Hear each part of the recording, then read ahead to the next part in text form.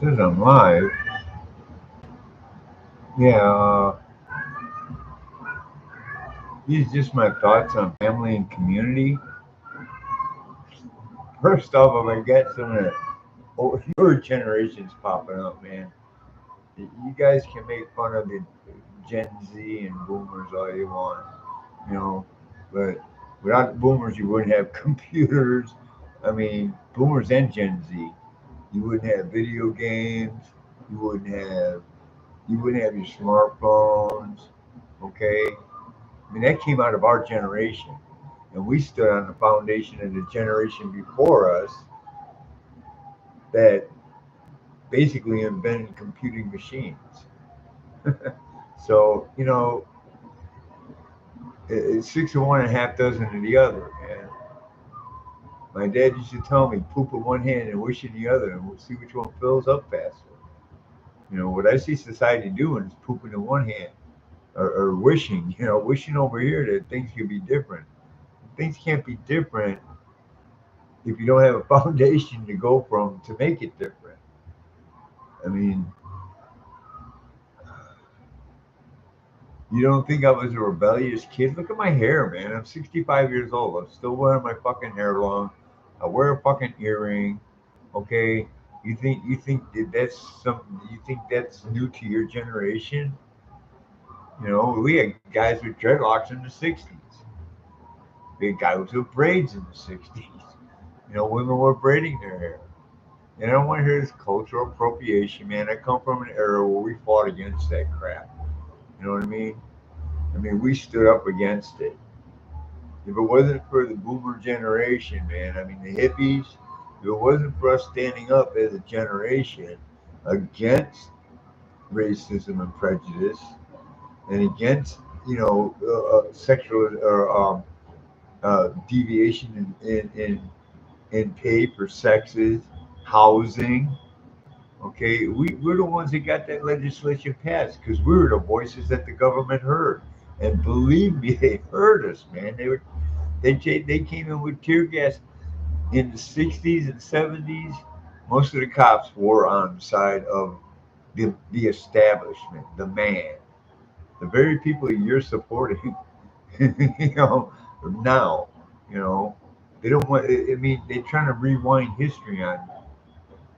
And then when they tell you not to trust us, because a lot of us lived through that, just like you're living through the stuff that you're going on now. And I admit, I know some of this tech. I could take apart my computer and put it back together. I'm not going to try and crack open my laptop because I've already tried that. I failed, and I can't afford to get it fixed. See, we're going through the same thing that you're going through, except this is like the second or third time we've gone through it. What do you think happened in 1971 when Nixon took us off the gold standard? Before that, we had 12 cent a gallon gasoline. 12 cents a gallon, man.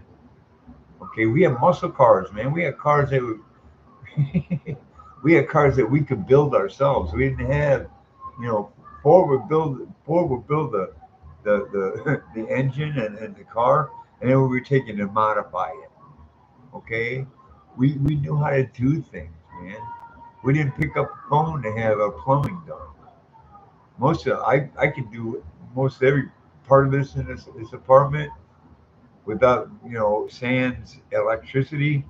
I can do plumbing. I can do the drywall. I can do shit. I can put a window in. I could replace the. I could replace the freaking garbage disposal. I got a Chilton's manual and rebuilt a car engine on the exhaust side because I had a leak in the exhaust. I had a leak in the exhaust side, and water was getting into my oil. I mean, water was getting into my water was getting into my oil. I had a cracked gas, or I had a cracked valve. I mean, I could have taken it into where I worked as a marine pipe fitter. I mean, I learned how to put pipes on a ship. I worked on Navy ships. I worked on civilian ships. I worked on a freaking oil tanker one time. I know how to build scaffolding. I know, you see, I know how to do things that Gen Z I could change a tire. Half you guys can't even change a tire. Some of you guys can't even tie your own shoes because you've been using Velcro for so long. You can't read an analog clock. You see what I'm saying? When all this tech goes down, I can survive. You can't. You'll be coming to me for advice. How to build analog things that can't be taken down with a EMP. I mean, going back to my main topic, family and community. When I was growing up, everybody hung out with everybody. We had large families. Okay, I had friends that were 14 years old, 15 years old, and we were hanging out with their 17 and 18-year-old brothers and sisters. And some of them had 20-year-old brothers. I mean, you had generations hanging out with each other. Okay, we looked out for each other as kids. The older ones looked out for us. There were no playground fans among us. If we found those out, they usually got really severe beaten up by the men. When I talk about the girls, it would be the men that would go after them. Okay, we had standards we lived by, man. All these people, oh, we want anarchy. You know what anarchy is? Think about it, man. There's no government. No, somebody's gonna wind up in charge. Okay, somebody's gonna wind up in charge. You're gonna get a group of people together that don't like the other group of people because this group of people don't like that group of people, and they're gonna get someone in charge, and you're gonna break off into tribes, and you're gonna be fighting each other. A lose-lose situation. That's what anarchy is. Survival of the fittest. And I guarantee you, half you guys that want anarchy, you're betas, man. I'm an alpha. I'm sitting in a freaking wheelchair, and I'm an alpha. My scars in my body prove I'm an alpha. I've survived heart surgery. I've survived many surgeries on my guts, on my circulatory system. I survived like 4 or 5 heart attacks. I was dead 3 times in the heart attacks. And I was dead once before by my own hand. Okay, yeah, I had problems, but I didn't whine about them. I went and sought the help I needed, man. I'm not medicated. The only medication I got is this, you know, and this comes out of the ground, just like poppies and coca. I'm not talking about cocaine and heroin. I'm talking about the plants. They have medicinal purposes to them. When you don't start to extract everything from it, once you start putting your fingers in that, man, and you start trying to make it better, it's already growing. It's perfect as it is. Now, this is a disease. A plant never dies until its end of its life cycle. Then it propagates again. I mean, all you people out there that are talking about climate change, you guys have been bamboozled since the beginning. Because I remember I'm still waiting for the ice age from the '70s, man. Yeah, they predicted a freaking ice age in the '70s. Look it up, man. The ozone layer is supposed to be gone. We're supposed to have acid rain. We're supposed to have an ice age. We're supposed to have global warming. And now it's climate change. Climate change is a season, man. You have 4 seasons no matter where you are on this planet. Spring, summer, winter, and fall. No matter where you are on this planet, there's a season, 4 seasons, man. That's the way the ecosystem's set up. Even in a tropical, man. Winters, their monsoon season, man. That's when they get all their freaking rain. It does get a tad bit cold too. That's where the hurricanes come in and the typhoons. I mean, Gen Z, you are undereducated. You're misinformed. You know, you got some bright ones in there. Believe me, you do, man. I mean, I can blame my generation for our fuck ups. We had fuck ups, man. We became yuppies. You know what I mean? All the hippies from the '60s, they turned around in the '80s and became yuppies, man. These guys are in their 30s and 40s, man. They just you know the man put the money out there, and they said, "Oh yes." Where do you think the term yuppie came from? 1980s, man. There was no term yuppie before. You were hippies, you know, and then in the 70s they started forming communes. They started moving on into the wilderness. Seriously, man, that's where Topanga Canyon came from. That was a hippie commune. And I guarantee you, for the longest time, most of the big old houses that were out there weren't up to code, man. Okay, I mean, you don't know your own history, man. There's people like me that lived through it. We're the wisdom of that you should be tapping into, so you don't make the same mistakes we made. You know, since the '60s until now, I haven't seen. I've seen the KKK. In the '60s and '70s, the KKK and the neo Nazis, they were always marching, man, and they were marching in numbers too. Okay, the '80s it started to tone down because everybody started to become colorblind. We didn't care. Music was going like this, man. Perfect example. Run DMC working with Aerosmith, man, because they use the same beat. It's a rock and roll beat, blues and rock and roll. Rap is based on the blues, man. It all comes out of the blues.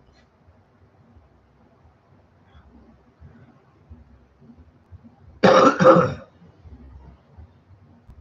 mean, I don't stay on for too long. I just put this stuff up live, and people watch it. They watch it. If they don't, they don't. You know, am I looking for attention? Maybe. I don't know. Fuck, man. I'm just doing shit from day to day, man. I'm a bored old man on SSI. I living with my cat. You know, do I get outside? Yeah, I go outside. I talk to people.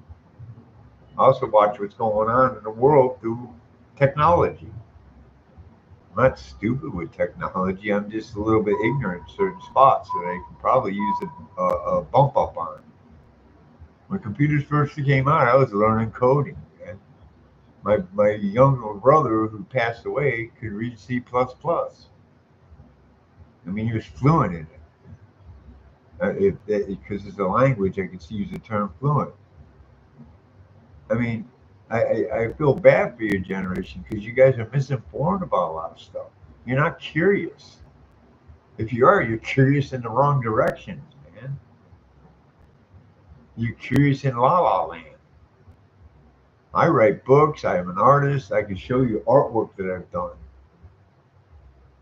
You know, I can show you some of the tame stuff, but I got nudes and everything else that I had. I took art courses, but I studied art for 30 years before that on my own. I went to the university, the public library, man. I went to the library and I learned.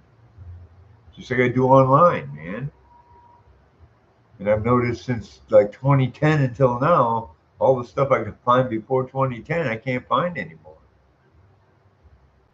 Okay. I mean, everything that you're experiencing right now was a conspiracy theory when I was growing up. MK Ultra, Operation Mockingbird, Majestic 12, MJ12 on the UFO side of it. You can look all this stuff up. They have FOIA documents for it. Freedom of Information Act documents. They're like blacked out a lot, but it explains a lot enough for you to get a grasp of what they were doing and what they still are doing. Where do you think all that black money goes into fucking in the black ops programs, man? Why do you think the military budget's so high? I guarantee you over 50% of the money is going into black ops programs. The other 50 is just basically barely keeping the military alive. If they turn all that money and turn it back into the military and roll all that black ops out into the public, man, people will be, pooping their pants, man. Pooping their pants, man. They've taken away your generation's curiosity, man, and if you do have curious, they push you in the wrong direction or they medicate you. ADHD, that's an extremely intelligent person. That's not no mental illness. It's actually a sign of intelligence. You know what you're learning already, and you're bored with the class, so you get fidgety. I know, 'cause I'm an intelligent kid. When I was growing up, I was an intelligent kid. I never got below B, all the way up until seventh and eighth grade in high school when I started using drugs. But that didn't diminish my curiosity to learn things. That's what I'm seeing right now. That's what I'm seeing right now with these later generations, man. You guys have become pampered, man. You don't know what it is to face hardship. You don't know how to control your emotions. If you control your emotions, you become stronger. Okay?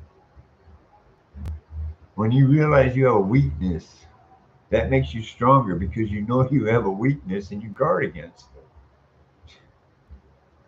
it. And that's what the older generations could teach the younger generations.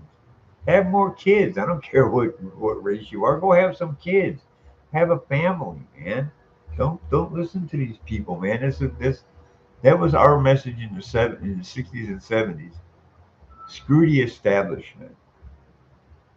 Screw the establishment. You're just trying to control people. You're taking rights away. You're not you know, and that's what they were doing in the 60s and 70s, man.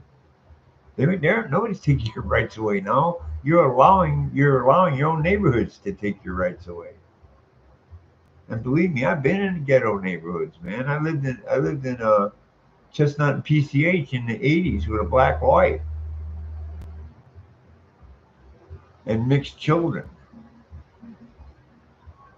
I was like one of three white faces in my whole apartment building. There were 30 units in that building. You know, there was another mixed couple in there. It was a white another white guy with a black woman. And you know what? Everybody in there respected us, man. The men respected us. The women didn't like it. Seriously, man.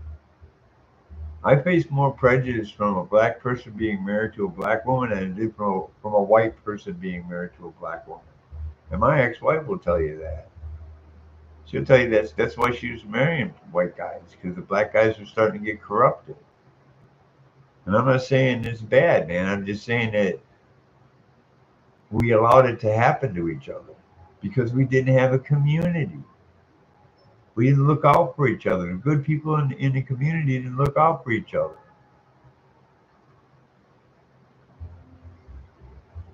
They didn't. The reason the Crips were formed was a reason because the cops were corrupt back then. They were still, some of them were still Jim Crow programmed. 1968, yeah, man. I mean, you're in the tail end of Jim Crow. You got some prejudiced cops out there, man. I can attest to it. My dad was a cop. He wasn't very prejudiced because he was in the military. They learned to work together with black and white in the military, man. They integrated the military by the 50s. So everybody got to know each other. They didn't care what color you were. When you become a cop, it's the same thing pretty much. Yeah, there were bigots back then. I mean, there were racists, there were KKK members and everything else, and neo-Nazis. Okay, they were infiltrated back then because you're at the tail end of that uh, of those laws. People were still indoctrinated under it. It took until the '80s and into the mid '80s and the '90s for all this, you know, what color are you, and you know, to fall to the wayside. But they kept the roots of it in there through affirmative action, man. I mean, affirmative action was meant to be a temporary like to like offset Jim Crow. It was meant to be temporary, just like Roe versus Wade was meant to be only in the three emergencies: sexual assault, uh, um, incest, and the mother's life. The mother's life, they left it up to the parents, man. If the mom said, "Look, I'd rather have my child live and I die," then they let the child be born and the mother dies. They don't abort the child. But it was like in the first trimester, in the first, what was it, 6 weeks, 8 weeks, I think it was. There's a limit, man. It wasn't used as fucking birth control. Excuse my language.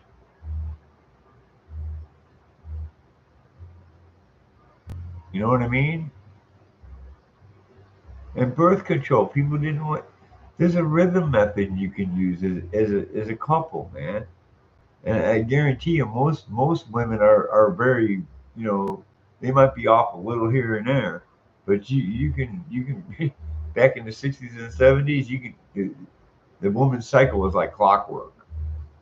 Okay, I mean you can go all the way back and see how they infiltrated the food sources. They started. I mean, I lived in an era where you only got one shot when you were born, the polio shot. That was it, and the polio shot made me sick.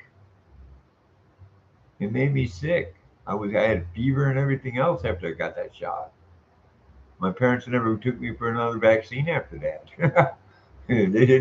No more shots for our kids. No more shots.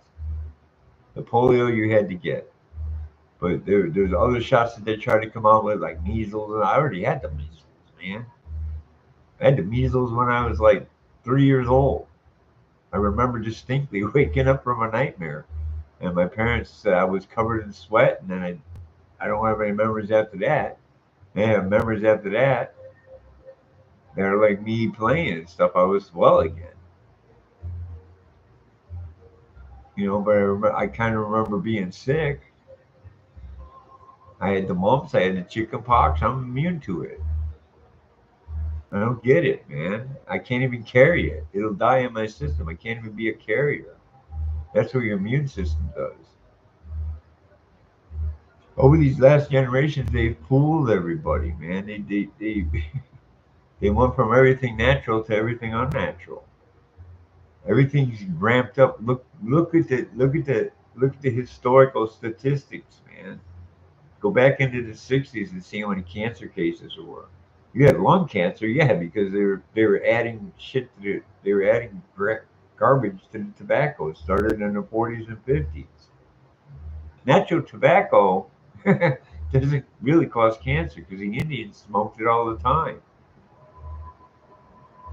Okay, it's what they put into the tobacco that gives you the cancer, man.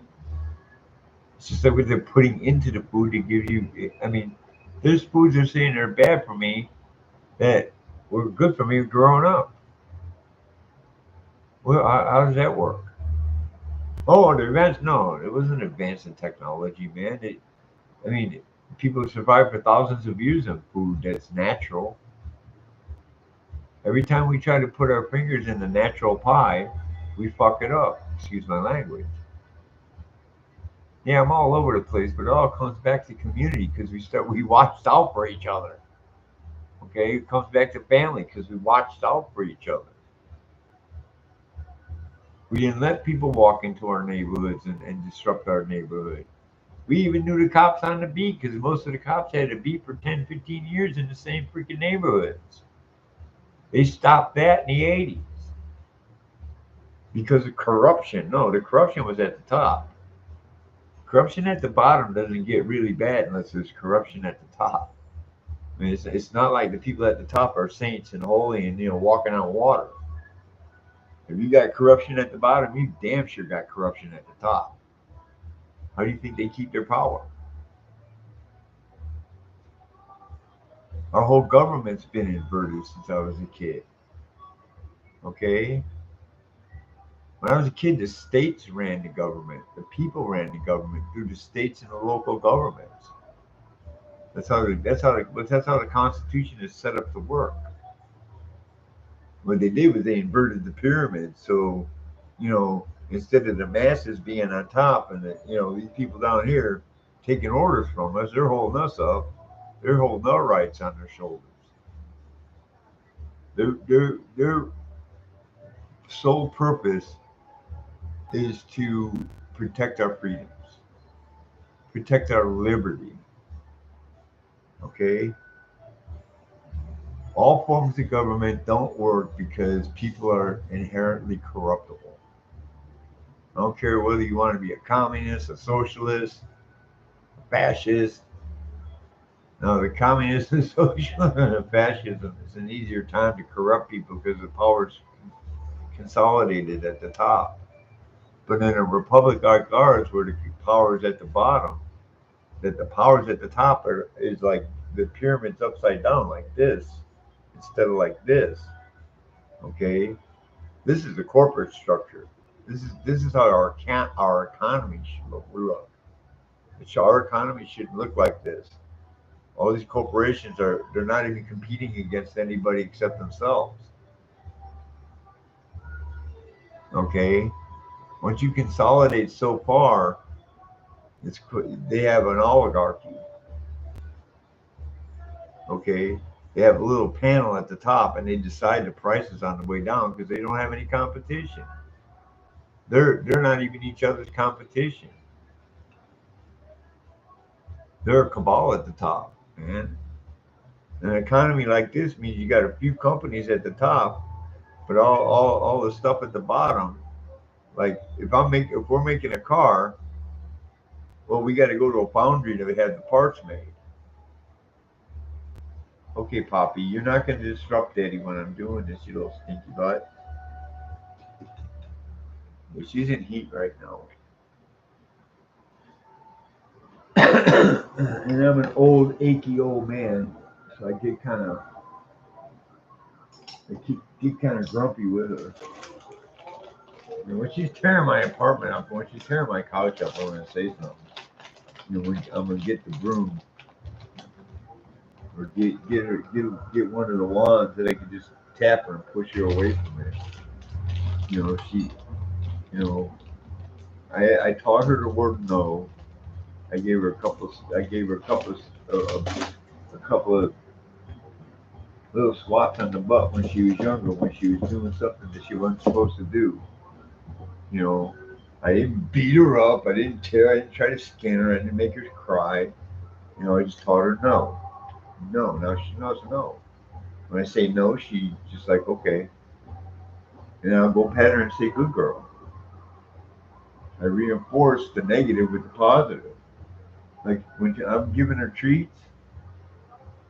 When I'm giving her treats, I'll tell her to sit and stay, and she will sit and stay. Okay? And I explain it to her. You're getting too big to be on my desk. She's almost she's almost 12 pounds or 13 pounds right now, and she's got another year and a half to grow. So 6 months to a year, 6 months to a year and a half. Maine Coons grow for about 4 to 5 years. You know, and she's my barometer for things in here that are wrong, that are little hidden crap up in here. Because I think I got black mold up in here, and there's nothing I can do about it because they're denying it. Now, if we had a community in this apartment and everybody can compare notes, I guarantee I can find black mold in about 90% of these apartments because this apartment's 30 years old and it was bought up by someone else. So I don't know how the other people took care of the apartment. But if we have a renters community in here, they can't mess with us. With the rent. They're taking our renters' rights away in the contract, which you have to sign to get the apartment, which people don't understand the rest. I don't care what kind of contract. They can't make you sign a contract for something that you need. Need. I mean, do you think I don't need an apartment? Okay. Okay, that's a basic human need, shelter. And I don't mean shelters where they do this. What they did over time is they broke up the communities, they broke up the families. You know, that's why I listen to black people about the black community, right? I've lived in this. I've lived in the community. I never grew up that way. I grew up in a pretty solid middle class neighborhood, all pretty much all white. Even one black family in our whole neighborhood. And all the old Nazis were out trying to run them out of the neighborhood. They never left. I wound up going out with the girl when we got older. She was a nice girl, man. Took her out on a couple of dates. Okay, I mean, this is after in the '80s, man. Man, I married a black and Puerto Rican woman, man. And well, my dad, called me up and says, "How's my N-word daughter-in-law doing?" I said, "Look, you want to talk to your daughter-in-law? She's sitting right here, Dad. I don't appreciate you using that language. Your daughter-in-law is my wife." you know, he was drunk, and he I acquiesced, man. He was like, "Okay, all right, sorry about that." 'Cause he whooped my ass for disrespecting my own mom when I was a kid. I called her a pig, and I got a solid shot to the gut at 14. Like, oh, boom! Don't ever talk to your mother like that again. Don't ever talk to my wife again like that. He taught me, man, and he's kind of proud. I think he was kind of proud. Look, man, okay. Now my mom at my dad's funeral dropped the N bomb. I said, "Look, mom, you got mixed children. I don't appreciate that word used around me. I don't care how you feel about it." She don't even talk to her grandkids. She don't even talk to my kids, man. My mom was a bigot in the family, not my dad. My dad grew up he grew up in the inner city, man. He grew up in the South Side. My mom was a suburb woman for the 50s. You see, I can show you dynamics that are reversed right now. They're reversed right now. Okay, all the people that move from the suburbs into the cities and pushing the black community into the suburbs. That's the way it's working in Chicago.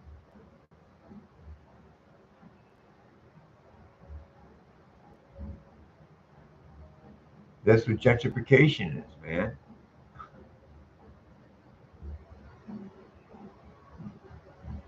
And I'm sorry my generation bought it to you, man, but we also bought you civil rights, man. We also bought you a colorblind society, man.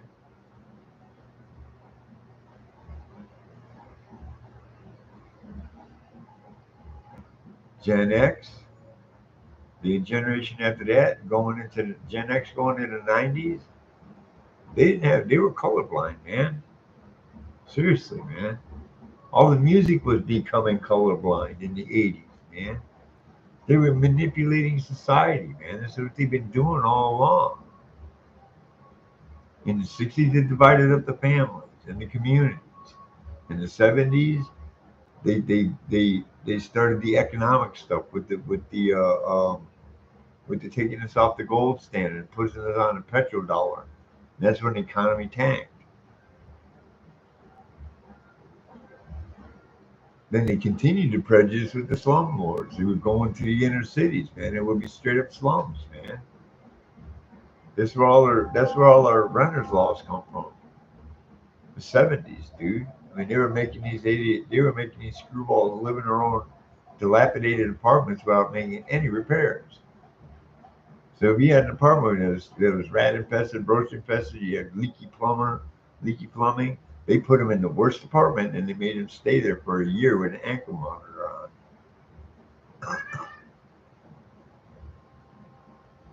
Now you got you got government sanctioned slums through the low income housing industrial complex. Come here, Poppy. I can't pat your butt. Like I don't have any. You can't. No, you can't dig your teeth. You can't dig your claws into Daddy. Okay. If I pet her like this, she gets too excited. She starts digging her claws in, and I'm wearing shorts and I'm on blood thinners. So you know, yeah, yeah. That's I'm talking to Gen Z about this, dude. You guys got to understand. They want us to fight each other. They don't want you to. They don't want you to know about our mistakes. They want you to make the same mistakes we made in the '80s, probably. 'Cause that's when we made our biggest. No, Papa, you can't sit on my lap like that. Because you dig your claws in. Go on, go on, go on. No, I don't have no towel on my lap. No, I have shorts on, Papa. You scratch my legs up too much.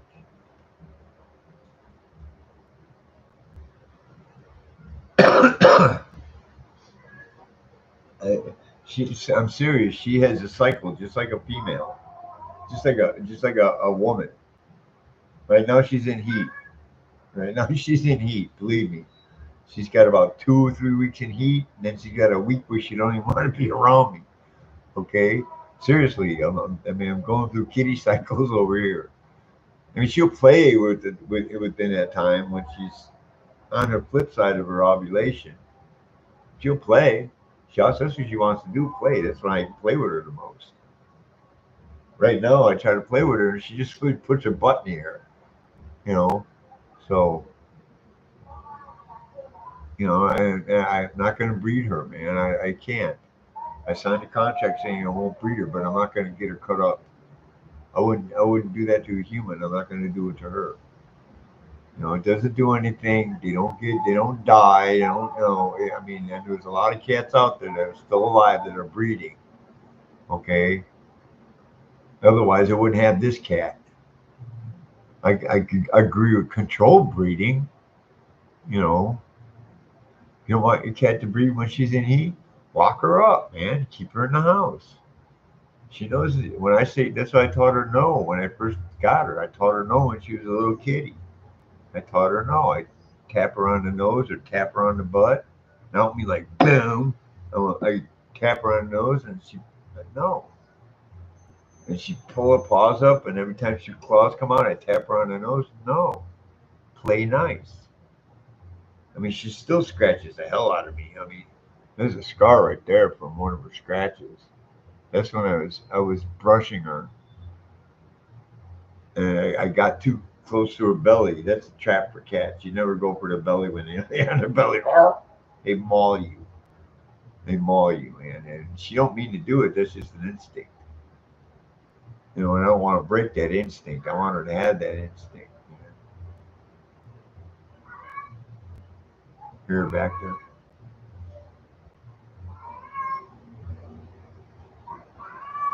She's calling for her boyfriend.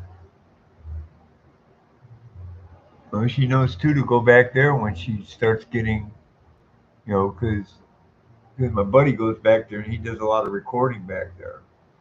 That's pretty much all he does back there. Records or plays his video games. So we got to stay separate because I'm not gonna turn my shit down because I got a guest. I'm sorry. Hey, put your headphones on. It's my apartment.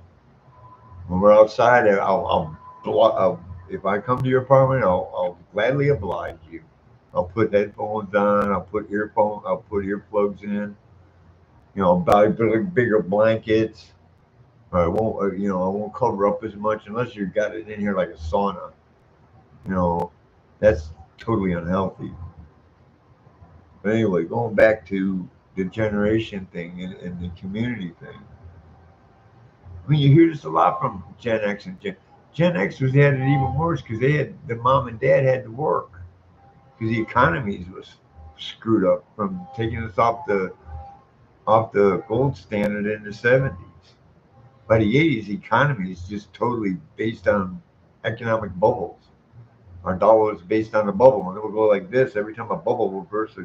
The dollar will tank, and then it will come back up again as another bubble form. That's the way our economy is working right now. Is what I see. Economists say, no, no, no, why don't you break it down in simple terms? Explain it to me like I'm in fourth grade, or explain it to me like I'm a high school student. Then I might understand. Okay, the that's another thing too. People take intellectualism as something that makes you better than everyone else. The more degrees you got, the smarter you are. Please.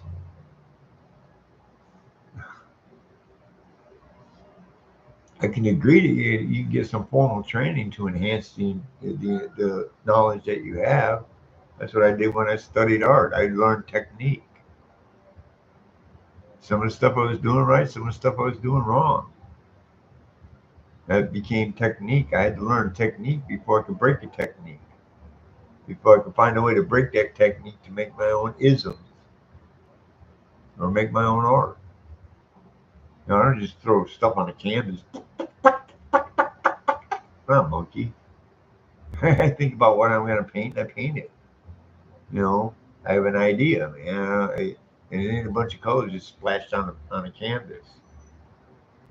Oh, these colors move. Or they don't. No, they don't. They move because the guy that painted them probably was smoking some fucking weed, took some acid, and started painting. I mean, Jackson Pollock, yeah, I can see, man. His form of artwork was unique. He did make paintings that you could see a picture in the painting. Poppy, don't you dare knock my stuff over. I don't care if you want a boyfriend or not. You know better than that. Sit down. Sit down. Sit down. Good girl. Good girl. You want treats? You stay. You have to learn new tricks. You're not a dog. I can teach you new tricks. Sit, stay, stay, stay, stay. She does get fist bumps too. There you go. Good girl. Go ahead. You're too big to be up here, Poppy. You have to understand that. You're getting way too big to be up here. I think you're starting to understand that.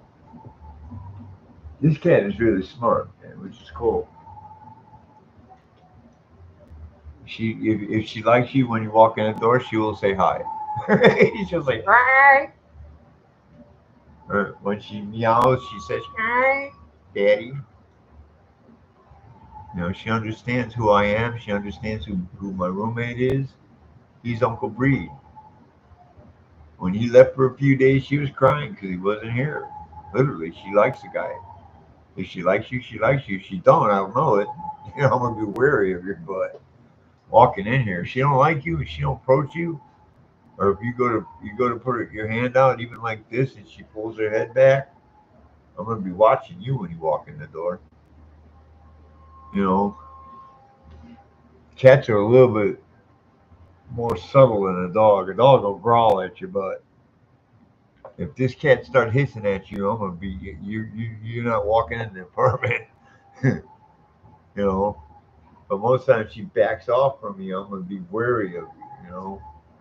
Because she senses something that I don't.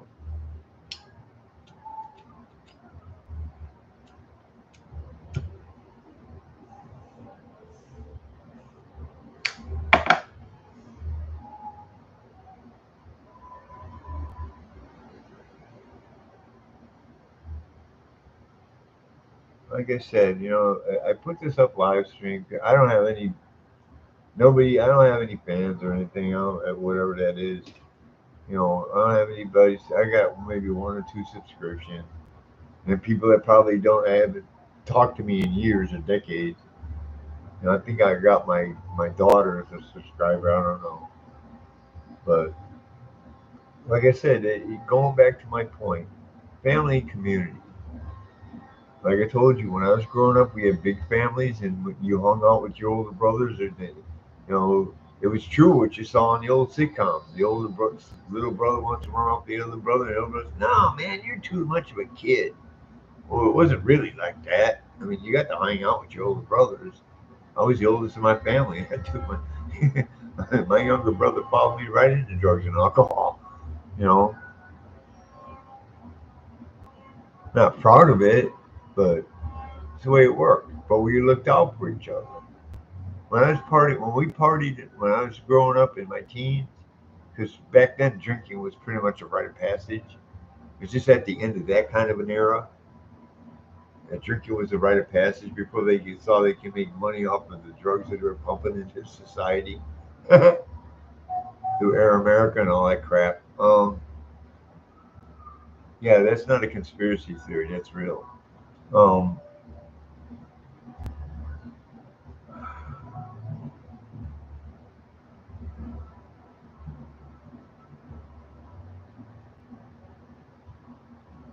like I said, community. You know, and you guys look at us old people like we weren't rebellious as kids, man. My dad was such a rebellious idiot in the '50s, man. So a family pissed off my family and insulted my family. And my dad and uncle put on hobnail boots, which the old guys, you younger guys don't understand what hobnail nail boots are. They're like sports cleats except they're metal.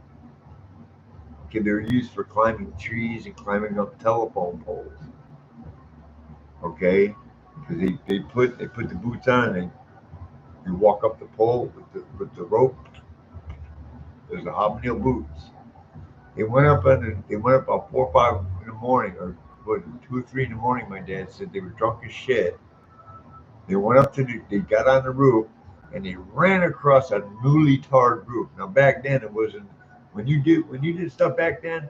There was no big technology that did it. You when you did that stuff and you put tar on the roof, that stuff had to sit for like 2 or 3 days before you couldn't put anything on it. It could rain and stuff on it, but the weather actually hardened the tar. They tore up the roof and they kicked down the chimney, which was back then they had functioning fireplaces in the house in the 50s. Okay, my aunt and my mom and my grandparents, my dad bought a house with a functional air with a functional fireplace. He had to close the flue and seal it off so we could keep the heat inside because we had a regular heater in the house. We didn't use the fireplace. First apartment I lived in had a fireplace in the living room. You know, it was common. And when you tear someone's chimney down, they kick the chimney down. Okay, can you imagine how strong my father and my uncle were when they were kicking a chimney down, a brick chimney? Come on, man. These are kids. These are guys. This is a generation that grew up before me. If you fought one of these kids, I guarantee you, your ass would be on the ground. Okay, and they would probably back up and say, "Get up." They wouldn't come and kick you. Get up. Just go, man. Okay, we didn't use martial arts in the '60s, man. It was straight up fisticuffs, man, and wrestling. You know, we had a few kids in the neighborhood that knew karate and stuff, but I got in a fight with one of those kids, and my dad wanted to immediately went across the street and chewed the guy out and told him, "Look, I'll arrest your ass if you can't beat up my kid again because your kid is trained. You know, your kid is trained. My kid knows how to box. You don't know karate, man. You don't know the martial arts."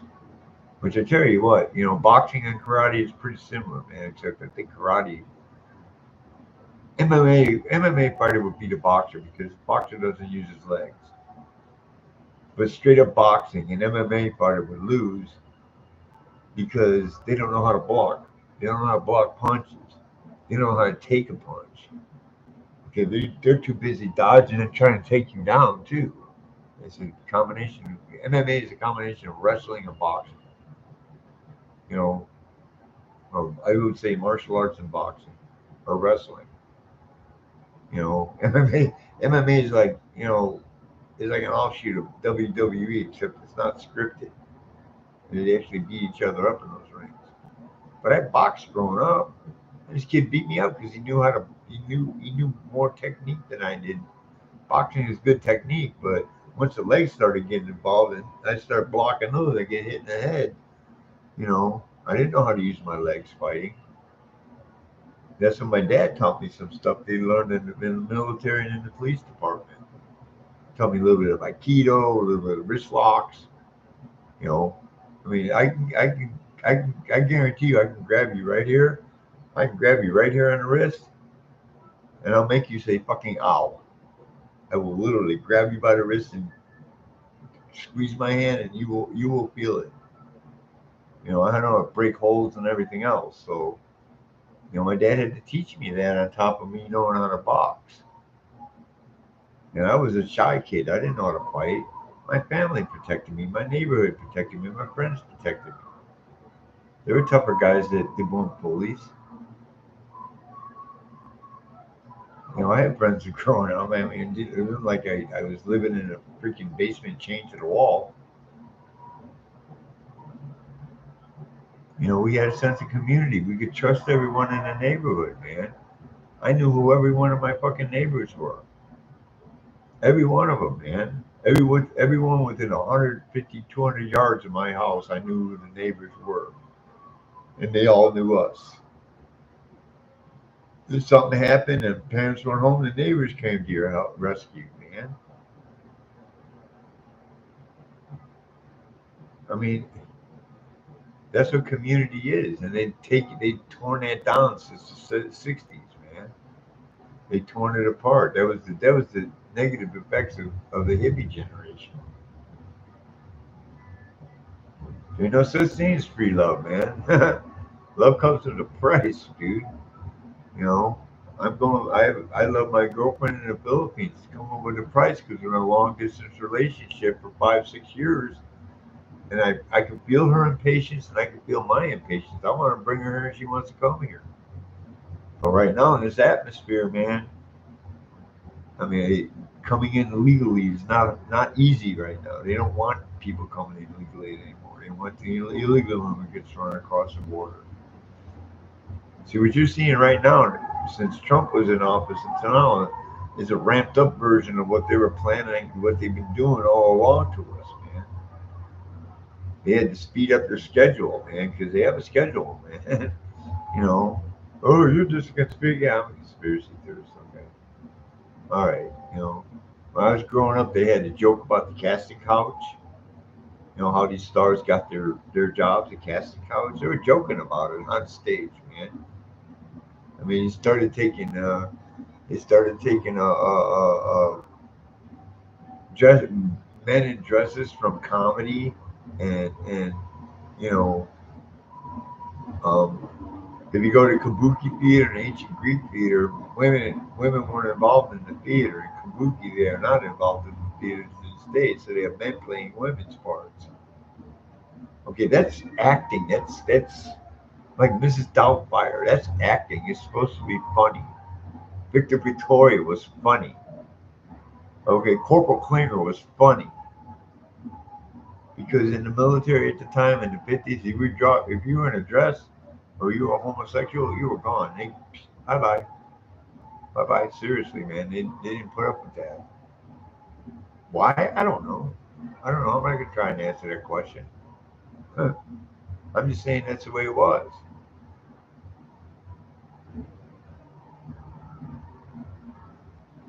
What they're doing is breaking down society, and they've done it to the point to where you Gen Zers and Gen Alpha, which who the fuck was the first Gen Alpha?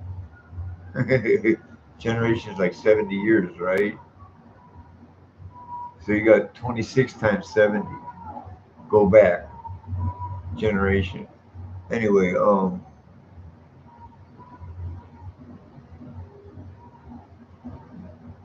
even some of the Gen Xers, man, the way they were raised is kind of like the extreme of extremes, man. They didn't have any guidance growing up. They were their own guidance. The Breakfast Club, all this stuff. I mean, all these movies came out where you see people started coming together as young adults because they were latchkey kids. And the earlier parts of my generation is partially responsible for that because we got our butts whooped growing up. Oh, there's not, and then all these psychiatrists start getting involved, saying traumatic experience. You know what? You know why I got traumatic experience? Because I stole, I lied.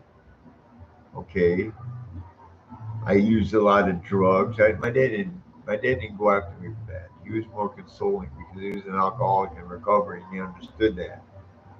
You know, uh, stealing. Most of it was stealing and lying. There's still something to lie about it. Do something wrong. I mean, I lie about it. I was a thief growing up. I was a thief as a kid.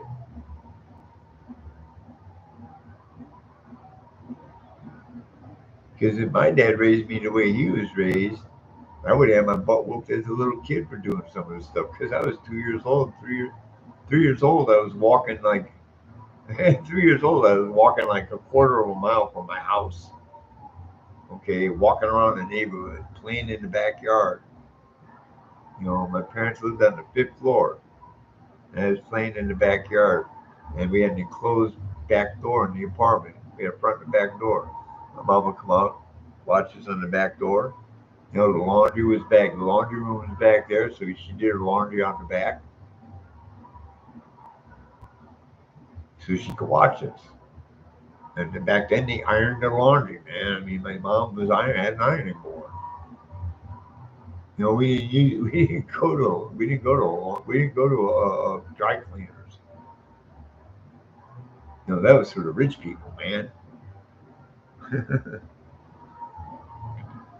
We weren't rich growing up. My dad was middle. My dad was just starting, man. But we had a community, man. We I had a family to back me up, man. Even through my worst times in my life, my family was there, man, and they loved me and they helped me through it. Whether it's through beat my butt for being for continuously doing the same thing over and over again, or consoling me when I got hurt outside. You know, and I don't mean like like give me a hug. Oh, it's okay. No, my dad would come up to me and say, "You all right? Yeah. Where does it hurt? Right there. Here, let me look at it. Ain't that bad? Come on, man." And then he'd start laughing, and I'd start laughing, and that little scrape on my knee didn't hurt as much. Now you get a scrape on the knee, and mom, like, I mean, they put you in bed with fucking chicken soup. That's too much coddling, man. These psychiatrists, half the people that wrote these books, they don't have freaking kids. They did experiments on kids. Okay, they observed kids. They watched the kids were their study. They didn't have any emotional attachment to their findings. Guarantee it. That's why a lot of these child rearing books are so emotionally detached. They tell you how to do it. They don't describe how to do it. Your generation is soft, man. Seriously. I mean, I got Gen Xers coming up to me in there that belong to certain groups and saying they're going to beat me up because I'm in a wheelchair. I go, you really? You're going to beat me up because I'm in a wheelchair? Because you don't like what I said? Go ahead and beat me up. How does that make you feel on the inside? I don't care. I have kind of a theory. You can't harm another person without partially harming yourself in some way, shape, or form. Okay, I don't care. The only people that get away with that are sociopaths because they don't have any feelings for anyone. They don't even have feelings for themselves. Seriously, man. They look at everything through a sterile lens, an emotionally sterile lens.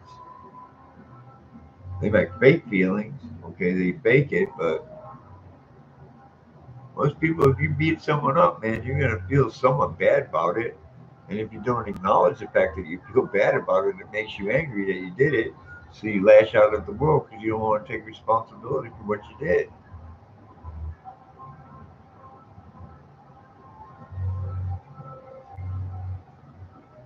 I mean, that can go into Jungian psychology and all that stuff, you know.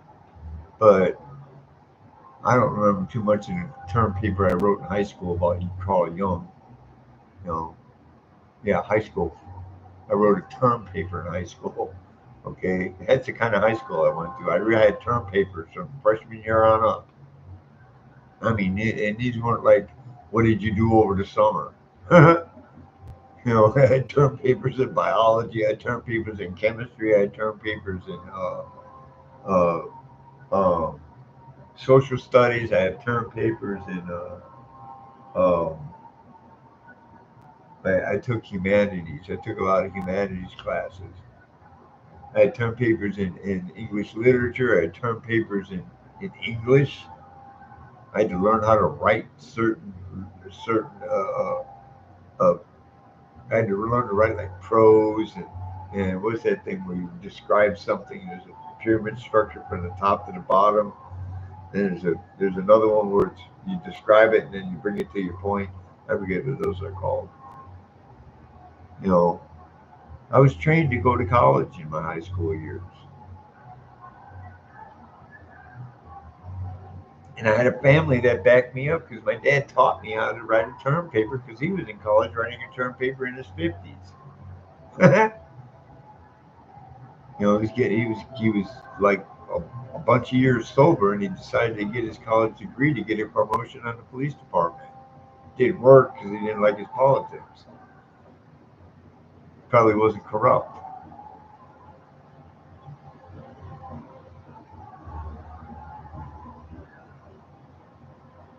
And I say that honestly because Chicago is one of It has been since I was a kid the most corrupt city in the United States. Screw New York, man.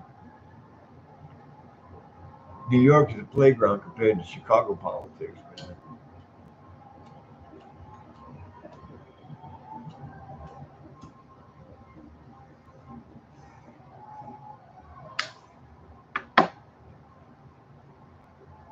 That's what I'm talking about. Your generation don't know anything about things that you rely too much on this technology. Okay, you rely on it. You rely on it to communicate with people.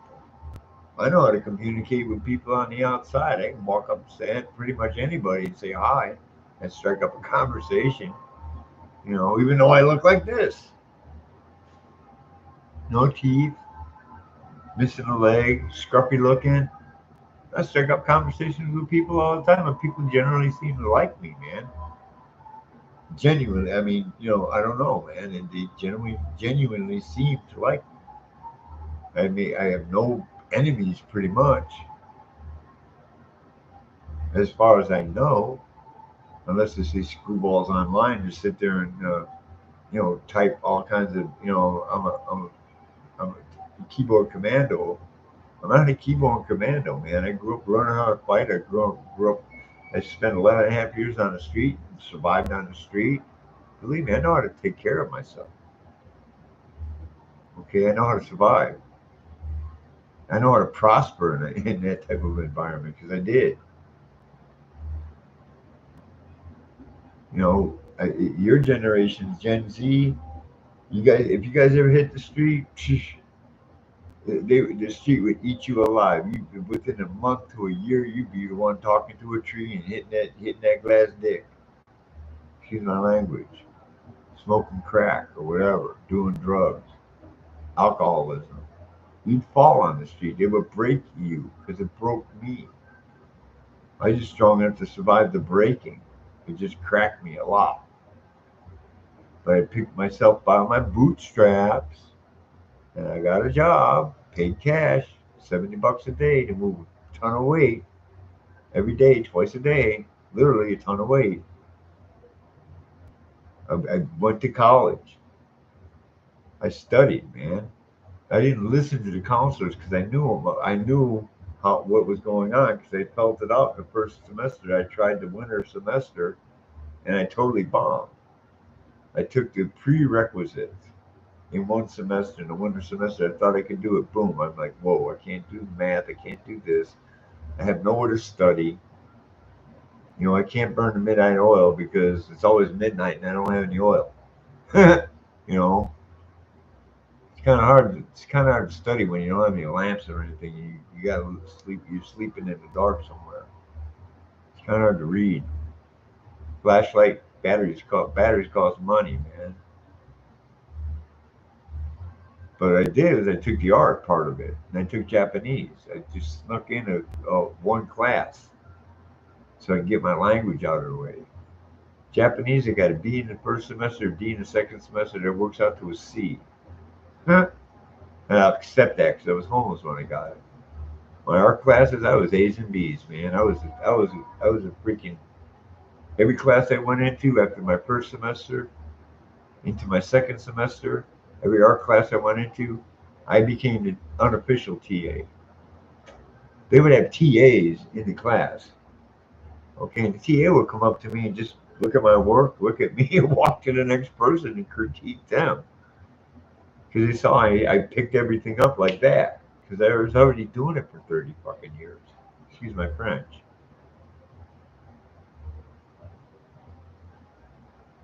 That's what I'm talking about. These generations don't know how to do that. Everything was handed to you in front of your face. And now I see you guys run around like this, and I'm rolling up the street in a wheelchair. I have people actually walking into me, man.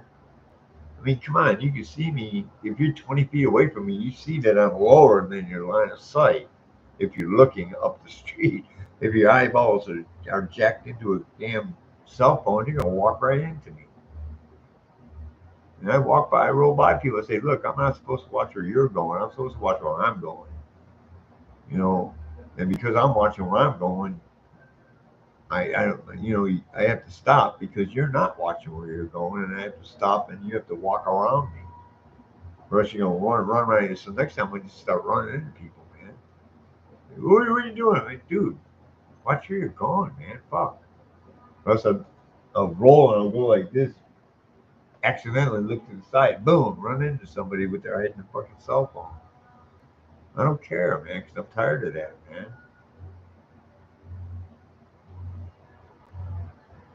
Half you guys can't even form a constructive thought. When I'm seeing them, when people are running up and asking college students if they, how many states are there? 52, 38? What's the capital of the United States? You know, they're in Venice Beach and they're saying, which ocean is this over here? Pointing to the Pacific Ocean. What's this ocean over here? The Atlantic? What the fuck, man? You're in California, man. It's Pacific. People don't even know how many states there are, man. And these are college students. The establishment set up a lot of stuff and said it was good. Now it's turning out to be bad 34 years later. Department of Education, Roe versus Wade, affirmative action, welfare, unemployment. Those five things, they've altered those five things to the point to where they're just free money. I mean, the unemployment and welfare. Okay, that's just free money now. Used to be a limit to the amount of time you could be on welfare and on unemployment. The length of time you could be on either one. You know why? Because we had industrial jobs here, man. I mean, I when I before I went in the Marine Corps in 1978, all of us graduated high school. We had a core group that hung together. We all were in the same grade. Well, we went to different high schools, Catholic schools, public schools, but we were raised in the same neighborhood. I went in the Marine Corps. My buddy went into college, and my other buddy went into the steel mill in our neighborhood. Republic Steel used to be in Hegwish, in Chicago, the community of Hegwish, right across the street from Wolf Lake. By the time I got out of the Marine Corps, the boy was married, had a house, and had two cars. That was in 3 years that I was in the Marine Corps. I mean, he had a big two-story house, and his family owned the house. That's how he got it. His dad put away for his son's. He had to pay for the house. Believe me, he had to pay full price. He paid the price for the house. He took over the payments on the house. Back then, you could buy a house, you didn't have to go look to escrow. They didn't have all this complicated bureaucracy involved in buying a house. That's what jacks the house prices up. They've increased the bureaucracy to the point to where it's costing us money, more money than it's worth. You bring back. This is what should happen. The economy. You bring back the manufacturing jobs to this country. You start making the parts here. You don't make the parts in another country. You make the parts. You make the car. You make the parts here. You assemble the car here. You make the tool and dies here. The things that hold the car together when you make it, or an airplane or whatever. When you make a car, it's called a tool. You put the piece on the tool, and then you build on the inside of that piece, and then you pull it off the tool. It's hooked up. You'll have tool marks on the piece. Now everything's unibody, but if you looked at the old cars, they had tool marks on them. What I mean by tool marks is where you attach the part to the tool, and then built what's inside that part, and then put it together with the bigger parts on another tool. Okay, the die is you could thread pipe, you can make threads on a screw. You take a piece of blank screw and you run it through a thread. You can have different size threads. You make your own parts.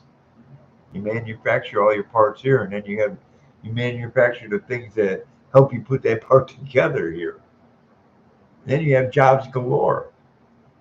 Then you can have short waits on unemployment. You can have short waits on welfare.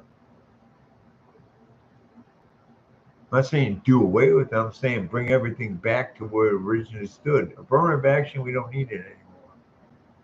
All you people that are trying to talk about this black white crap, I got black friends, I got white friends, I got Asian friends. Okay, I don't care. I don't care who you are, man. I look at what's in here. If I don't like what's in here, you stay away from me. I don't care if you're white, black, green, yellow, pink, or purple polka dots. I don't care if you ain't got it right in here. You stay away from me, man. You can ask my roommate. You know, if I see someone's not right, they're not welcome up here no more. If they're not right in here,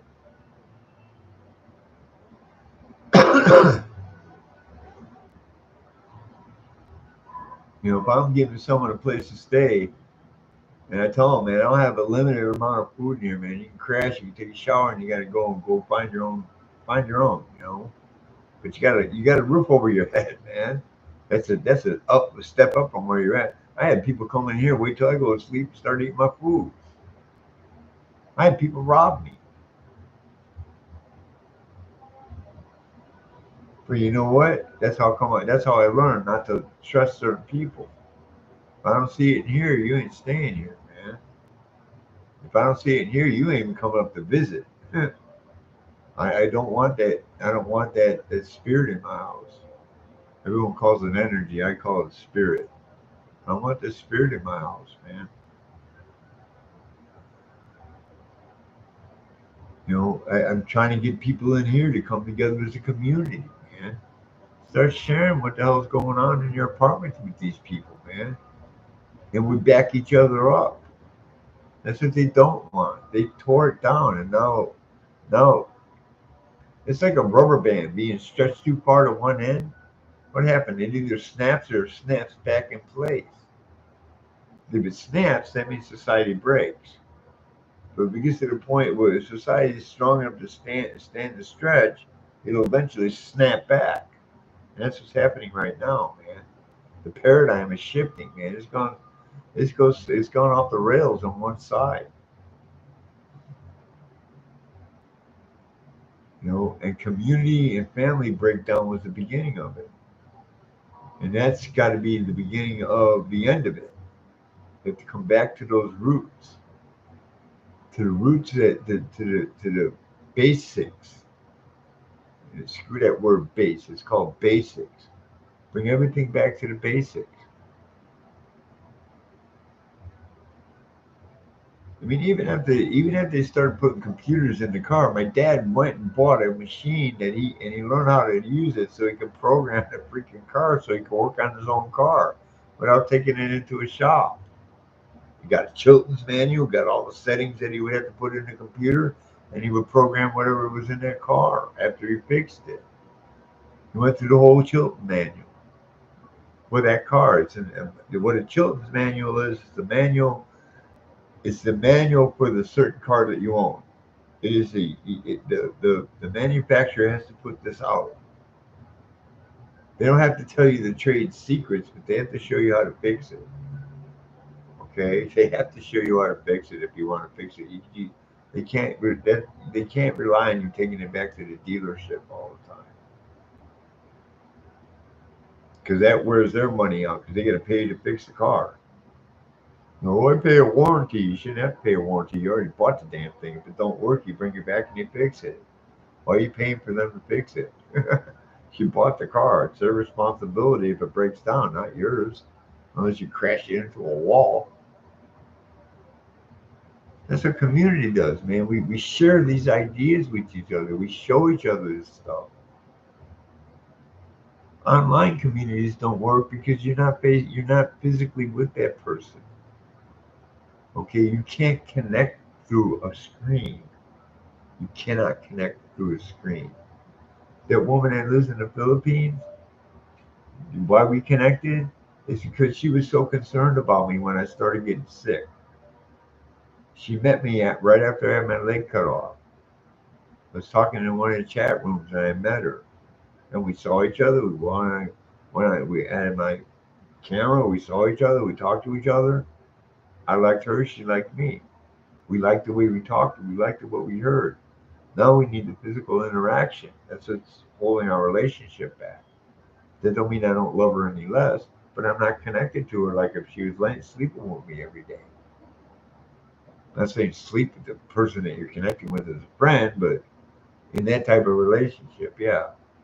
Friendship, you got to be next to the person. You got to talk to the person, and you got to feel that person out. You can't do that through a computer, man. It's cold and obstructing. It's okay to make, talk like this. Say, okay, I'll meet you later. Boom, go out the door and you meet them, and you just don't go on the computer no more. You do it for communication purposes. You don't do it for relationship purposes. Unless you're like me, this is. I can see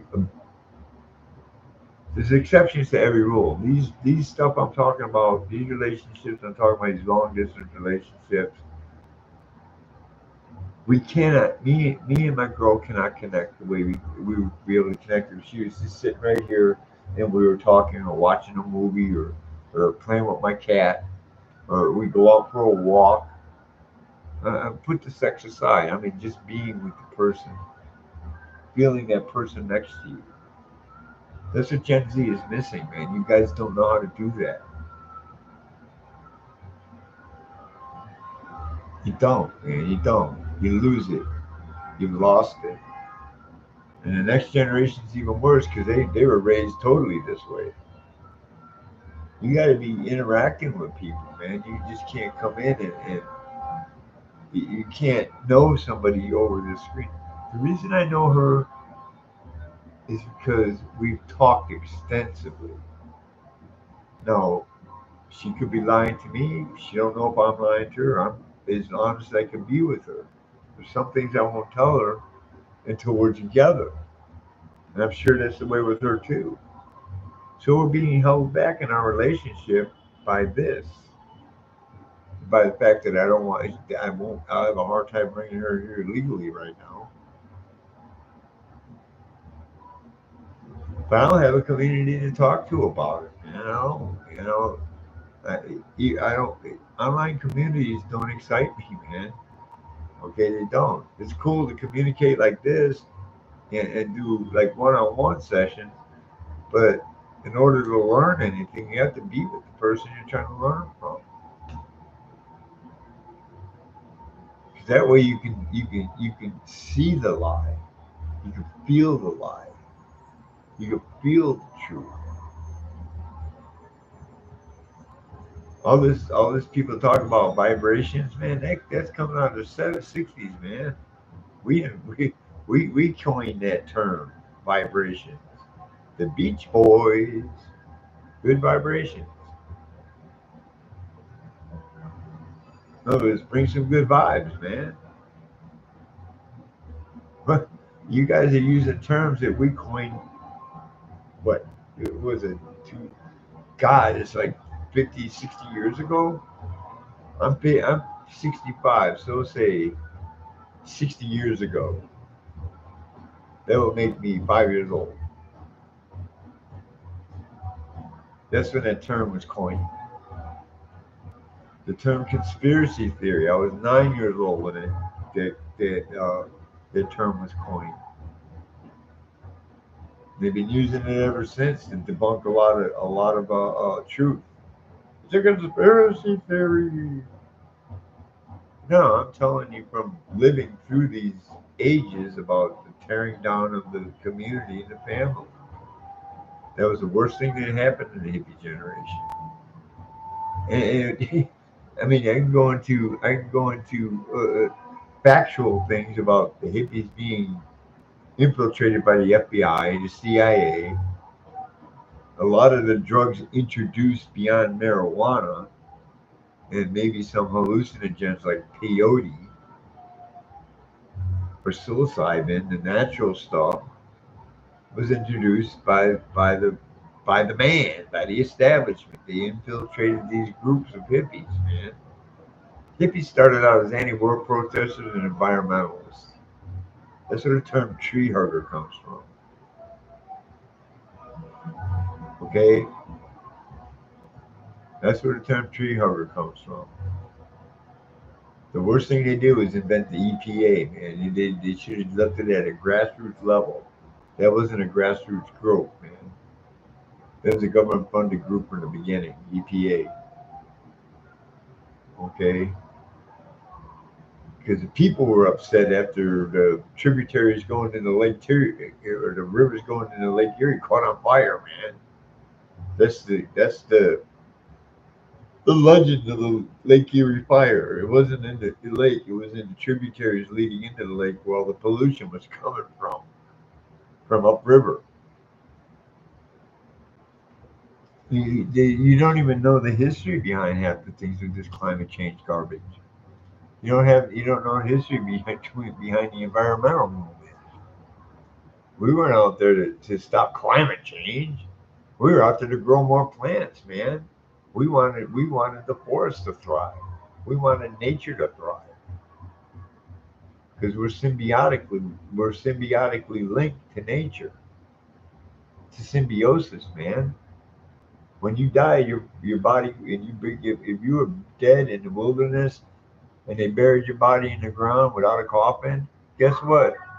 You're feeding the plants for the next 20, 10, 15 years. Your, your body gets eaten up by the soil and it goes into the plants and all that's left is a skeleton.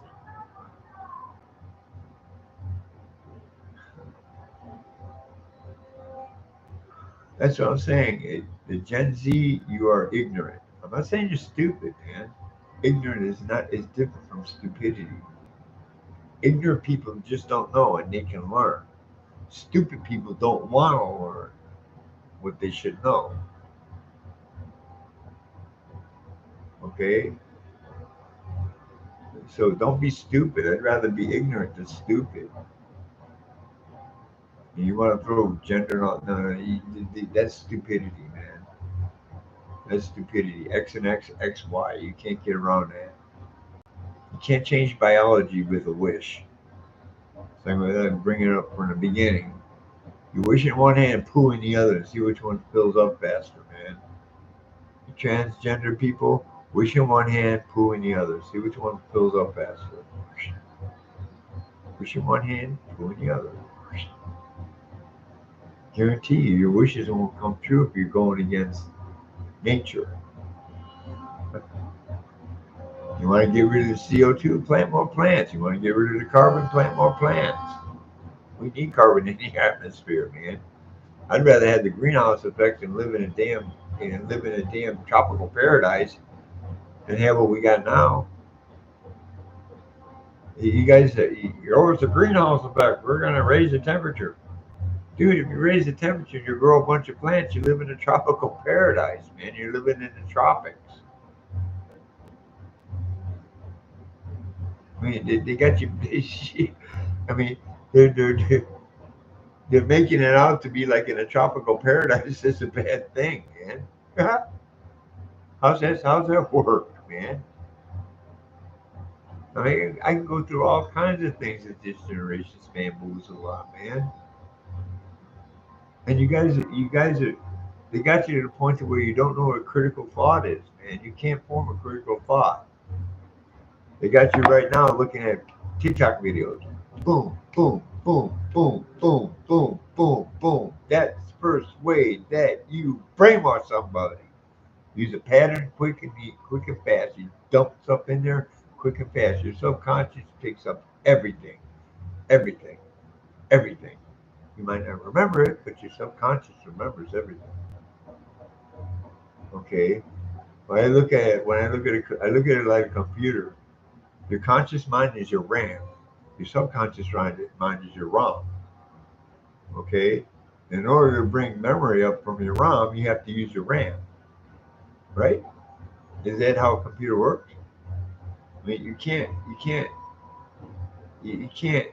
read only memory unless you know how to code. That's the read only memory is coding. But the software is in ROM, and it reads that code and brings it forward. That's your conscious mind and your subconscious mind. But believe me, when you're looking at these fast TikTok clips, you're learning everything. You just don't remember it, Or if you do remember, it probably pop up in a dream. That's when your mind, that's when your conscious mind unlocks. I mean, yeah, how many books have been written off of dreams? How many screenplays have been written off of dreams? How many art paintings and other things have been done out of dreams? It's because your mind is trying to process what you saw that day, or that year, or that month, or that lifetime. That's what happens when you dream. Your mind is processing what you saw that day. Your mind is processing those experiences from that day. So it comes up in dreams. That's why some dreams have patterns.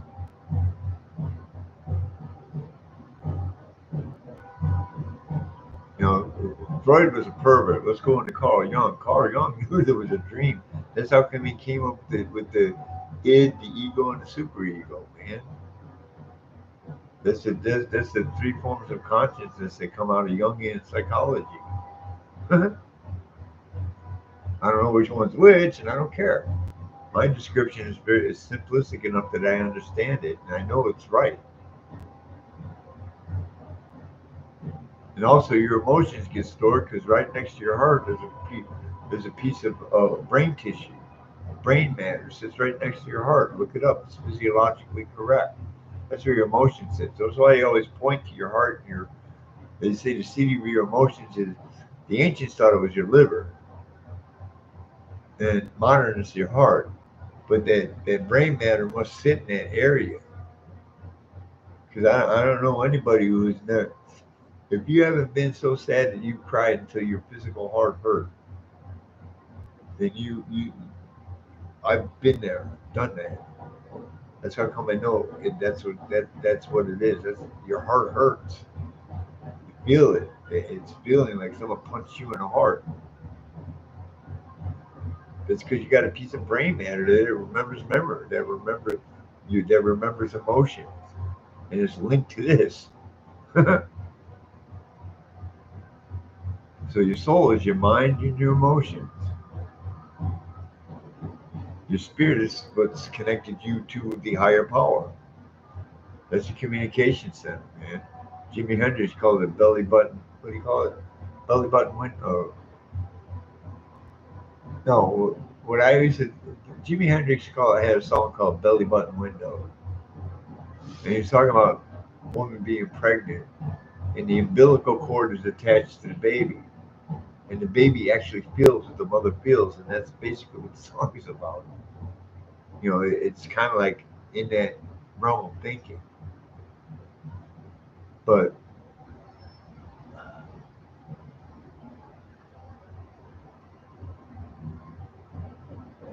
what I look at it like this is your belly button. There's an umbilical cord attached to my higher power, and I just plug that sucker in, man, like a guitar amp. I plug that sucker in, and I get some power, man.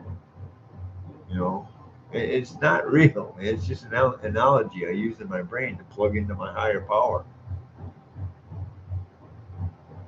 when I need my higher power, or when I need to thank my higher power for being alive, to show gratitude to my higher power for creating me. That's Jungian. You go into Jungian psychology, and it tells you that affects your psyche. Look it up, man. Look it up. I mean, Carl Jung wrote the preface to the preface to the first big book. They took it out because they don't want AA to work anymore. They don't want you to find a spiritual path through AA. 12 steps will lead you right into a spiritual path. Okay, believe me, it will. Believe me, it will. Okay, it'll lead you right into a spiritual path. Once you're on that spiritual path, you can never get off, man, because it's always going to be with you up here. Always. Once you take all those 12 steps, from the first all the way up to the ninth step, you are cleared. Your life starts anew because you've already done the work to get rid of the baggage that you collected over the time that you were alive. Okay? The last three steps are maintenance steps, 10, 11, and 12. You connect with your higher power, you admit your faults, connect to your higher power and you ask for help. You go to another human being and ask them for help. Community. Everyone wants to talk about, I belong to this community. I belong to, you don't belong to any community, man. The only community you belong to is up here. That's the only community you belong to. Because if you're not looking for advice from another human being, then there's something wrong with you, man. Because nobody in this world is perfect. Nobody, no, not one. Not one person in this world is perfect. From Donald Trump all the way to the guy sitting homeless on the street talking to the tree. We all have fallacies. We all have faults. The problem is the stronger people that acknowledge those faults, acknowledge they're there, admit they're there. You know, I mean, admit your fears, man. You can't conquer a fear until you feel the fear and you face the fear. I have an extreme fear of heights, man. I mean, I have an unnatural fear of heights. I get up, I get vertigo. I get too high, I get vertigo. Literally, I'm surprised they made. I'm surprised they made it through rappelling school. Because when you're rappelling 200 feet out of the back end of a helicopter, and you see that ground 200 feet below you. That's the first thing they tell you: don't look down. Don't look down until you're on that rope. Once you're on that rope, you got to keep your eyes on the ground because you got to see how fast that shit's coming up to you. Not like a parachute. Parachute, you're gliding in. You're coming down in a glided system. And this, you're coming straight down on a rope. Hope that guy in the bottom knows how to belay and cut you, stop you from falling. But really, you got the brake in one hand and you got the rope in the other, and you're going down. You got to look down. 200 feet up, and I'm looking down, watching this little figure down there getting bigger and bigger and bigger. I guarantee you, by the time I hit the ground, I was hyperventilating and everything else. They had to walk me off for a second, and there's a lot of us like that too. Like 5 or 6 of us, they walked us off to the side, and the belay or the rappel master said, "Sit down, man. Take a deep breath, and we're gonna bring you back up again." And they made us go through that more than one time. If you weren't afraid, they let you alone, man. If you went up there and you liked it, they didn't want you to keep going up there. They wanted to break us of our fear. But to this day, if I get too high up, I get vertigo, man. If I'm inside a plane, it's not too bad because I know if I go around on a plane, I'm dead anyways. I know that. From 35,000 feet, very little, very very small chance of survival unless you got a good pilot. You can land that thing correctly. But even then, you're gonna get hurt. But when you're on that rappel, when you're on that rope, that's all between you and that fucking helicopter and the ground is a damn piece of rope. And the guy at the ground, if you forget how to brake, he's got to stop you. That's what belay is. They pull the brake rope. And they'll snap up to the top and they'll stop you, and then you got to grab it. If you don't, you got to slide down again. And they got to keep belaying you on the way down. They flip you and everything else.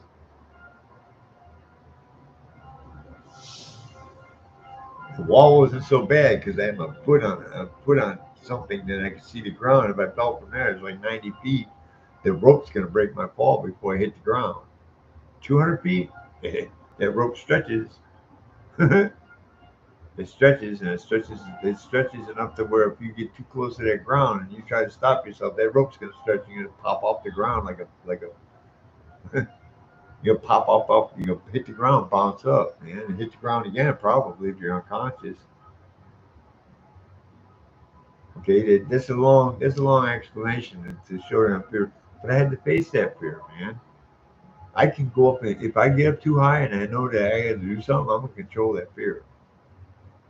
I'm gonna look down. I'm gonna say, okay, if I fall, I fall. And that way I'm more careful so I don't fall. I faced my fear. I didn't conquer it because I still have the fear, which is a good thing. But it's a healthy fear. It's not an unhealthy fear. I don't get vertigo that much. Fear of fighting, man. My first fight, I got my butt whooped, man. They said bullies, man. He said, man, I learned how to box as a young kid, man. 14, 15 years old. Tony Zale, see, middleweight champion for the 40s, man. What was he, heavyweight? I don't know. His biggest rival was Marciano. Marciano. It was Graciano. Rocky Graciano was his biggest. He was middleweight champ. That's who taught me to box. I had a big guy, 6 foot 200 pounds when I was a kid. 15. This kid was 15 years old, 6 foot 200 pounds. And we started boxing, man. The first thing I did is I let him clock me a couple of times across here, taking on he was a headhunter, so I let him pop it in a couple of times. The third time around, I ducked him, boom! I smacked him right in the fucking solar plex and it danced back. And he came at me again. He went, and I went and tore his ass up because I took his breath away. You never mess with me, you can't. The last time he tried to mess with me, he grabbed me in a bear hug and I got my arms free and I boxed his fucking ears. You know, poof! I mean, he dropped me real quick. He didn't fuck with me anymore. You see what I'm saying? I don't like to fight. Just going on that topic because I do like to spar. I like to learn technique, but I don't want to have to use it. But it's good to know it. Just like art too. I taught myself how to draw, man. I mean, I picked up books. I went to the library. I picked up books. I picked up anatomy books. I never learned technique books. I learned the anatomy. I learned that where this muscle went, where that muscle went. I didn't know technique about drawing a stick figure and working from the inside out. I tried to draw from the outside in. For 30 years, that's how I drew, but I got pretty good at doing it. I could do caricatures of faces. Okay, I could do actual sketches and I can make them look good because I knew how to shadow certain things. I knew where the muscles went. I knew how they flex because I watch myself when I work out. You know, I know where the muscles flex when I box because I wash my arms and my stuff moves when I twist my arm. I learned that on my own. But when I got into college, boom, I improved 100%. I would say I improved 1,000%. Then I learned color theory. Then I learned this, and then I learned that. But I built off a base that I had built without going to college. How is that possible? How did I do that? Music. I can read music. To this day, I can read music. I can decipher it. I'll put it that way. I used to be able to read and write music. I used to be very good at theory because I played the guitar all the time. I wanted to be Jimi Hendrix and Jimmy Page. And I can do the page struck. I learned how to do that in my basement. You get that page struck going. Man, I know how to do that, man. I wasn't too hep on Pete Townsend jumping up in the air and smashing his guitar. And Jimi Hendrix either. I like to do a little bit of this stuff, but I like the page struck. See what I'm saying? I belonged to a backyard band for a while. I taught myself music.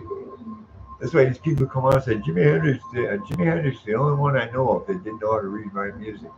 All these other musicians, they knew how to read and write music. They just didn't read and write music. They had other people writing this music for them. They would play the music on a tape and someone would transpose, but they knew what they were doing. They knew what they were doing. They knew how to. I mean, there's a song called "The Ocean," and they talk about the bridge.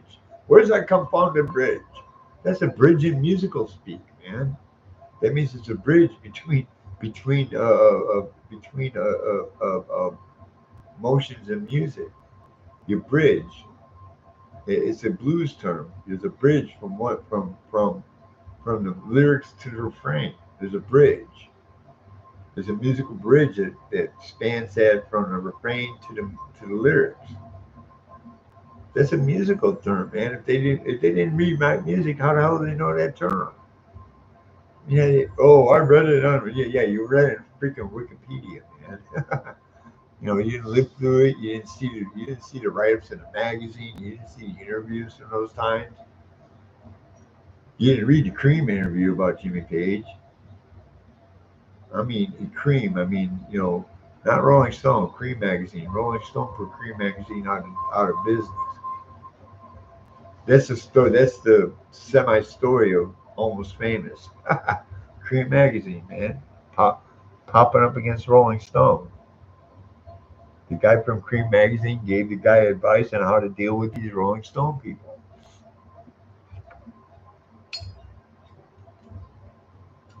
and he became a successful writer for Rolling Stone and Cream Magazine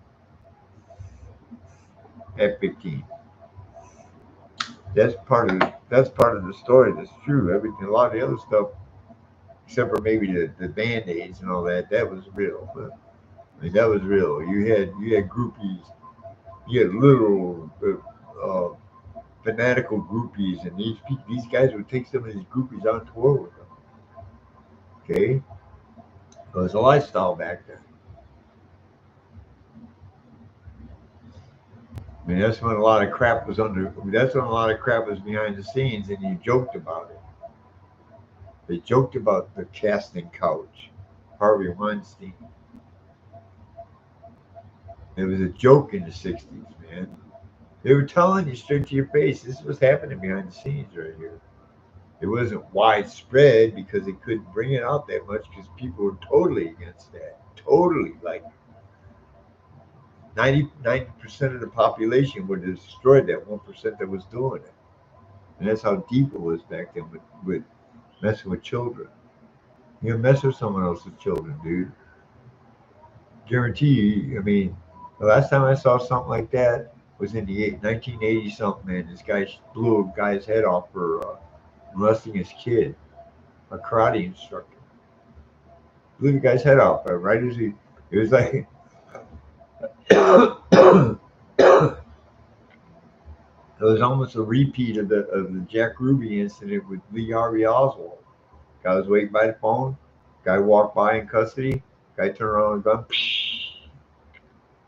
Caught him caught him right in the grape. You know, made a modern art masterpiece on the other side of the freaking wall because he molested his child. Now they're trying to normalize that stuff. You don't think the boomers and the Gen Zers and I mean Gen Xers and maybe a generation after that is not going to allow this shit? That's why Gen Z so you're gullible, man. You're gullible, man. You're gullible because you're allowing yourself to be gullible because you have no fulfillment because you're always doing this. You always this is how you communicate with each other. This or text messaging. Mostly it's text messaging now. FaceTime. I mean, you're starving for human interaction. So you're gonna go along with whatever crowd goes with you because you have no common sense. You're not thinking logically. You're not thinking like when I was in AA, they taught you think what you're gonna do through to the end. Okay. In other words, if I'm gonna walk this way and up the street, okay, I have to know why I'm walking up that street. Number one, okay, that gives me a purpose for walking on the street. Then I have to know where I'm going, which means I have to make a logical decision on which route to take. The shortest route, the safest route, whichever one is safe, long or short, I take the safest route. Some of you guys will walk through the short route, and if it's dangerous, you're going to get your butt whooped because it's the shortest route. That's what your emotions are telling you. Go through.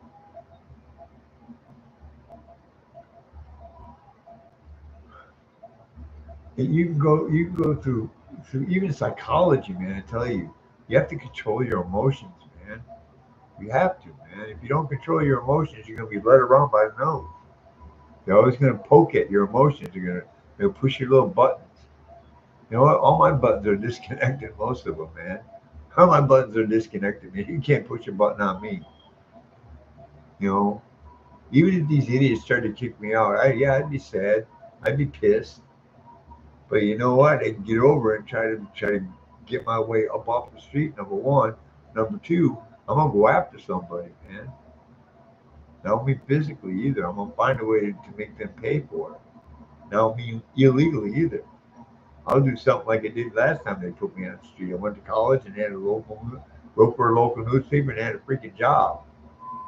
And every time they tried to pull this everybody on the streets a drug addict and nobody wants to work, they had to look at me. I was the cog in that damn in the propaganda they're trying to spin. They're spinning that propaganda right now, man. They're making you think that everybody on the street is mentally ill. Everybody on the street's using drugs. It's not true, man. They focus on those people, man. Those are usually the predators on the street that beat up the people like me that are trying to get up off the street because they want to get what we're trying to get. There, we get something they want to get what we got without working for it. Those are the predators on the street they're showing you. And believe me, when I was on the street, that's why we had 86 crews, man. We came together as communities and we protected each other. It goes right back to community and family, man. You can't form a community unless you connect with somebody. You can't connect with somebody unless you sit down with them and you actually sit down with them. And if that makes you uncomfortable, that's your problem, not the person that wants to communicate with you. That's another thing your generation does. You take all your problems and you project them on someone else because your parents never told you that you can't do that. It's always someone else's fault. And your parents are probably reinforcing it because they're probably agreeing with you. And if they're reinforcing it, they don't know how to parent. That means that their parents taught them that. And that goes back to Gen X, man. Gen Z or boomers, the early boomers messed up Gen X. Late boomers like me, born on the cusp of Gen X and boomerville. I mean, we got we got the both worlds, man. I raised my kids when I had a family. My kids they get spanked, man. They get spanked, man. And my wife was all for it too. She spanked them too. We disciplined our kids, man. I don't know what happened after I left. After we got divorced, I don't know. Okay. Anyways, it's almost 2 hours long. I'm just gonna stop here. You know, probably gonna make some coffee, have a cup of coffee, and watch some screwy ass videos. Anyway, people watch it, fine. Hello. No, if you don't watch it, fine. Hello. Anyway, peace out. Simplify. Love you guys. Talk to you later.